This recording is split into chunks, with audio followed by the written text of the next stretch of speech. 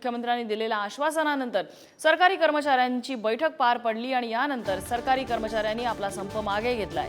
जुन्या पेन्शन योजनेसाठीचा संप मागे घेण्यात आलेला आहे। या घडीची सगळ्यात मोठी बातमी, जुनी पेन्शन पुन्हा लागू करण्यासाठी राज्यभर सरकारी कर्मचाऱ्यांनी बेमुदत संप पुकारला होता। राज्यभर त्यांची आंदोलनं सुद्धा सुरू होती। मात्र मुख्यमंत्र्यांनी पुढील अर्थसंकल्पीय अधिवेशनाला या संदर्भातला निर्णय घेऊ असं आश्वासन दिलं। यानंतर या संघटनांची बैठक पार पडली आणि त्या बैठकीमध्ये एकमतानं हा संप मागे घेण्याचा निर्णय झालाय।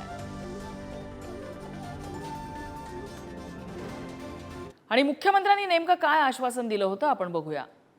जुनी पेन्शन योजना लागू करण्यासंबंधात नेमलेल्या या समितीने आपला अहवाल गेल्याच आठवड्यात शासनात सादर केलेला आहे।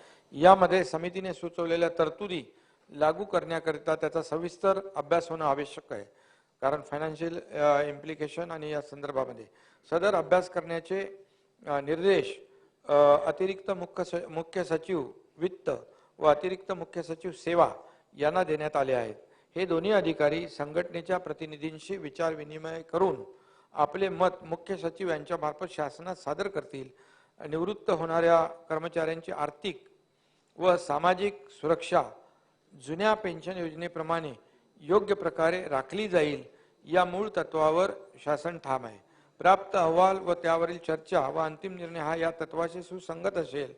सदर अहवालावर अंतिम निर्णय येत्या अर्थसंकल्पीय अधिवेशनात घेण्यात येईल।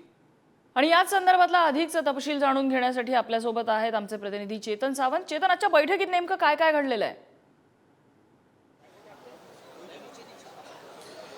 आज जी बैठक होती या बैठकीत जुन्या पेन्शन संदर्भात एक समिती स्थापन केली। या समितीने अहवाल सादर केला होता आणि हा अहवाल सादर केल्यानंतर आता या अहवालावर नेमका निर्णय काय घेणार आहे हे पाहणं महत्त्वाचं ठरणार आहे, कारण हा अहवाल जरी सादर केला असला तरी अर्थसंकल्पीय अधिवेशनामध्ये या अहवालावरती निर्णय घेण्यात येणार आहे। त्यामुळे तुर्तास तरी अर्थसंकल्पीय अधिवेशनापर्यंत जुन्या पेन्शन संदर्भातले जे मोर्चे चालू होते, जे आंदोलन चालू होते ते सध्या स्थगित करण्यात आले आहे आणि ही जी समिती आहे ही समिती पूर्णपणे या जुन्या पेन्शन योजनेसंदर्भात काम करत राहणार आहे। नम्रता, धन्यवाद तुम्ही दिलेल्या सगळ्या माहितीबद्दल।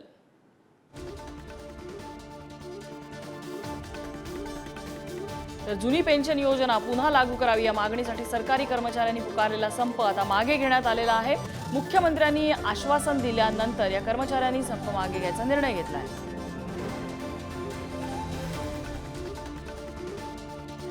आणि आज सकाळपासूनच बेमुदत संपाचं हत्यार या कर्मचाऱ्यांनी उपसलेलं होतं। मार्च महिन्यामध्ये संप झाला आणि त्यानंतर पुन्हा एकदा संपावर जाण्याचा निर्णय या कर्मचाऱ्यांनी घेतला होता। आणि आज दिवसभर मुंबई, पुणे, उत्तर महाराष्ट्र, मराठवाडा, विदर्भ सगळ्याच ठिकाणी सरकारी कर्मचारी आपली कार्यालय सोडून रस्त्यावरती आपल्या मागणीसाठी उतरल्याचं दिसून आलं।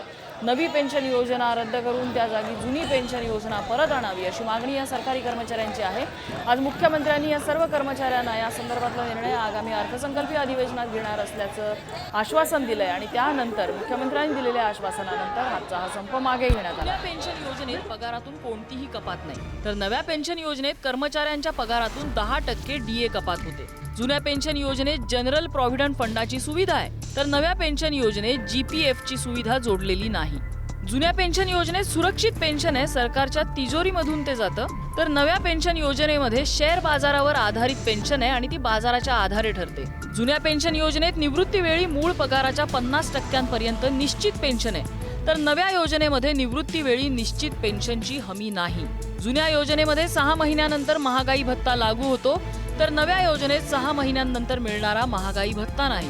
जुन्या योजनेत 20 लाखांपर्यंतची ग्रॅच्युइटी सुद्धा मिळते, तर नव्या योजनेत या ग्रॅच्युइटीची तात्पुरती तरतूद आहे। जुन्या योजनेत सेवेदरम्यान मृत्यू झाल्यास कुटुंबाला पेन्शन देण्यात येते, तर नव्या योजनेत कौटुंबिक पेन्शन आहे, योजनेत जमा पैसे जप्त होतात। जुन्या योजनेत सेवानिवृत्तीवर GPF, व्याजावर आयकर नाही, तर नव्या योजनेत शेअर बाजाराच्या पैशांवरती कर आहे। जुन्या योजनेत GPF मधून कोणतीही गुंतवणूक नाही, तर नव्या योजनेत NPS फंडातून 40% पैसे गुंतवावे लागतात।